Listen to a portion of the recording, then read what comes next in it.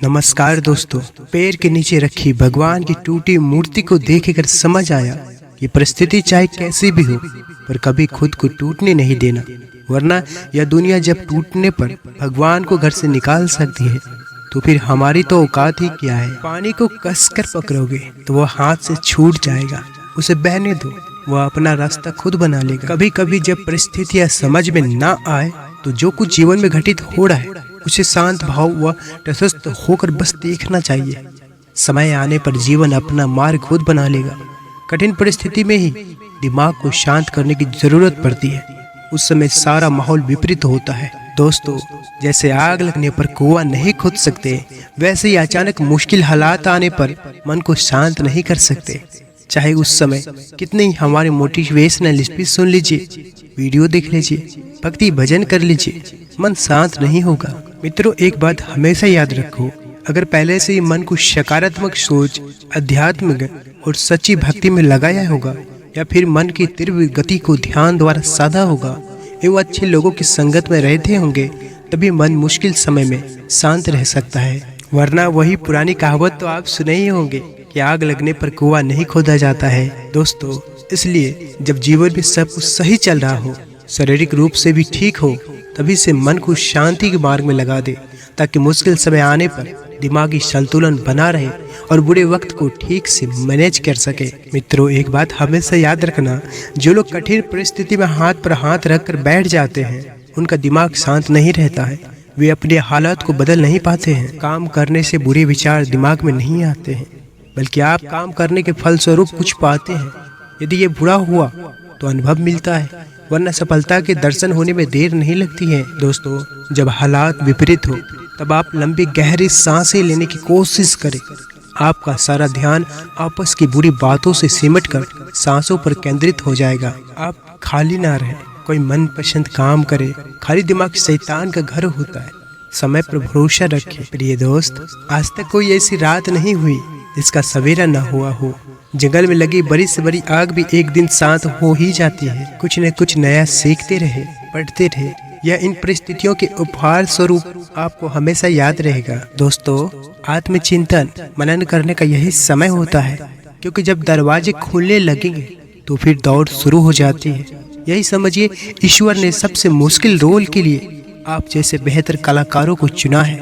हर घटना के पीछे प्रकृति का कोई प्रयोजन होता है। मित्रों, आपको तो एक बात पता है कि सभी को अपने हिस्से का सुख या दुख स्वयं ही तो भोगना होता है। सुख में सभी लोग आपको आसपास मिलेंगे, लेकिन दुख में कोई नहीं आता मदद करने। सभी दूर खड़े रहते हैं और कई बार तो हम दुख में खुद को बिल्कुल अकेला पाते हैं। पर शायद यह सोचना भी पूरी तरह से सही नहीं है। ईश्वरीय शक्ति तो है ना हमारे आसपास, हमारे साथ। बस आवश्यकता होती है उन शक्तियों को पहचानने की। बस एक बार फुर्सत के पल निकाल कर उन्हें दिल से याद तो कीजिए, वे अवश्य आते हैं हमारी मदद करने। दोस्तों, जब दुखों से हार जाओ तो घबराने से कुछ नहीं होगा। तुम्हारा जीवन इतना संघर्ष भरा क्यों हुआ, जरा यह तो सोचो। लोग तो यह भी कहते हैं, अगले पिछले कर्म ऐसे होंगे तभी तो इतना दुख मिला है। नहीं पगले, बिल्कुल नहीं, बल्कि तुम इस कार्य के लिए चुने गए हो। उस प्रभु के द्वारा तुम में इतनी क्षमता है कि तुम सहन कर सकते हर कष्ट, हर दर्द। विपरीत परिस्थितियों में भी जो ना टूटे, खरा सोना बनकर निकले, ऐसे हो तुम। दोस्तों, कई बार हम सोचते हैं बस बहुत हुआ, अब नहीं होगा कुछ हमसे। तो सोचो, क्या किसी ने कहा है तुमसे यह सब सहने के लिए? नहीं ना।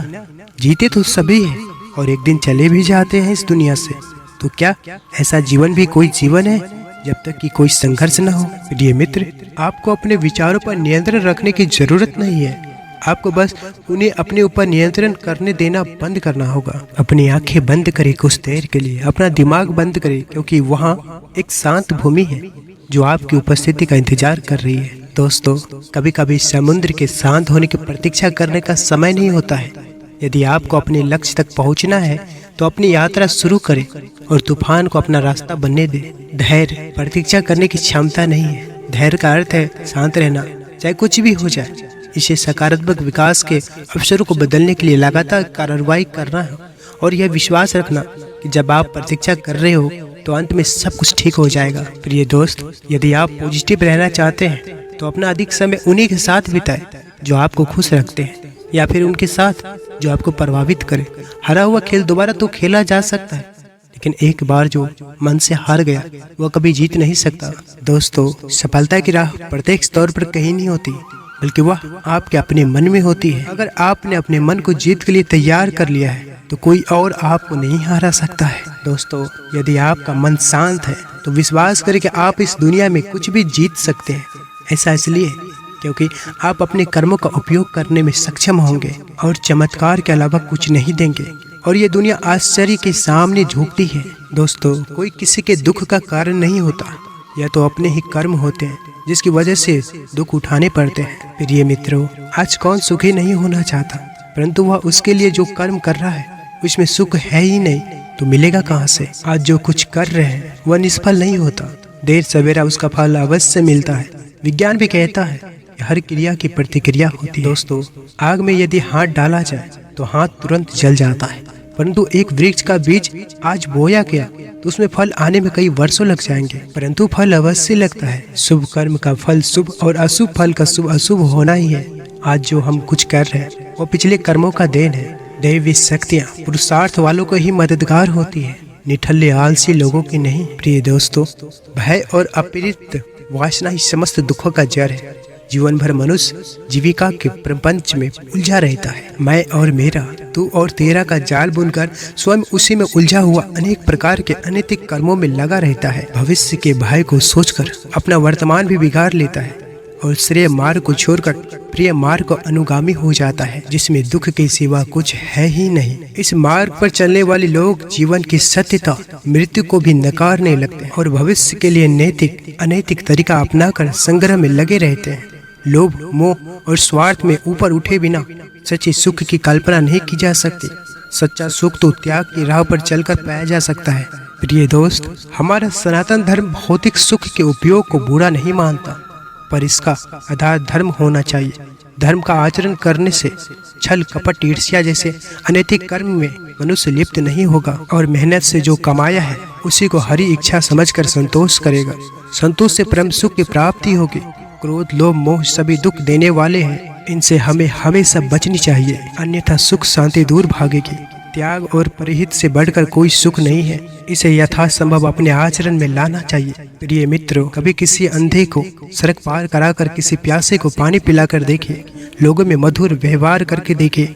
इसमें आपका कोई पैसा खर्च नहीं होगा, पर अतुल्य सुख की प्राप्ति होगी। विश्वास करना सीखिए। विश्वास कीजिए कि सारी सृष्टि को रचने वाला भगवान है और हम सभी उसकी संतान हैं। प्रिय मित्रों, विश्वास किसी तर्क की कसौटी पर नहीं कसा जा सकता है। सभी में, चाहे वह इंसान हो, पशु पक्षी हो या पेड़ पौधे हो, सब में ईश्वर का वास मानकर घृणा को त्याग कर प्रेम करना सीखिए। मित्रों, यही सतत सुख शांति की राह है।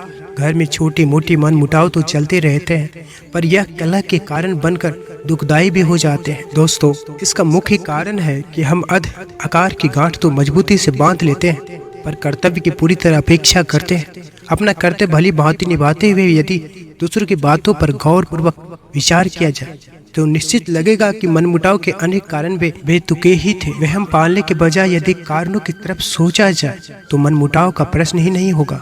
सेवा लेने के बजाय सेवा देने का भाव आपकी खुशी कई गुना बढ़ा देगा। प्रिय मित्रों, प्रेम और मधुर व्यवहार से मनुष्य क्या, पशु पक्षी भी अपने बन जाते हैं। दोस्तों, जीवन का मार्ग टेढ़ा मेढ़ा कांटों से भरा है। जीवन कोई फूलों की सेज नहीं है जो आसानी से पार हो जाए। हमें इसी उतार चढ़ाव के जीवन में स्वयं को कैसे आगे बढ़ाना है, यही विचारनीय है। परिस्थितियां तो आपको हंसाएंगी भी और रुलाएंगी भी, पर अपने संतुलन को नहीं खोना। हर स्थिति परिस्थिति का सामना करते हुए चलते चले जाओ। प्रिय दोस्तों, आज के लिए बस इतना ही। दर्शकों, अगर आप इस चैनल पर पहली बार आए हैं तो कृपया चैनल को सब्सक्राइब जरूर करें, इस वीडियो को लाइक करें, वीडियो के कमेंट में जय श्री कृष्ण अवश्य लिखें।